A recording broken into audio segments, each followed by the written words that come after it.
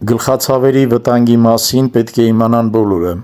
Կտրուկ ցավ, գլխապտույտով, խոսակցականի խանգարումով, դա կարող է լինել ինսուլտի նշաններ, պետք է շտապ օգնություն կանչել։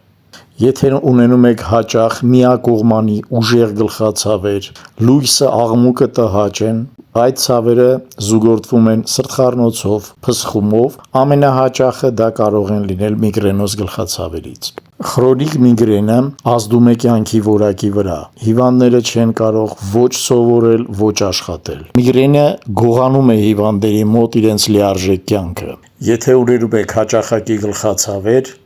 իրավիճակը պետք է վերահսկողության տակ պահել։ Այսօր միգրենի խնդիրը շատ հաճախ արմատորեն կարելի է շտկել փոքրիկ վիրահատությամբ։ Այդ վիրահատության ժամանակ գլխուղեղը չի բացվում, ոսկորը չի բացվում, վիրահատությունը տևում է մաքսիմալ 1 ժամ, կատարվում է տեղային կամ ընդհանուր անզգայացման տակ։ Հիվանդը գնում է տուն 24 ժամ չանցած։ Վիրահատությունը կատարվում է փոքրիկ կոսմետիկ կտրվածքների օգնությամբ։ Վիրահատության արդյունքը լինում է երաշխավորված, եթե 1 ամիս առաջ մինչ վիրահատությունը կատարվել է բոթոքս տեստ, որը տվել է լավ արդյունք։ Ձեր գլխացավերի խնդիրի լուծման համար դուք կարող եք զանգահարել խորհրդատվության համար հեռախոսով, որը նշված է տեսահոլովակի տակ։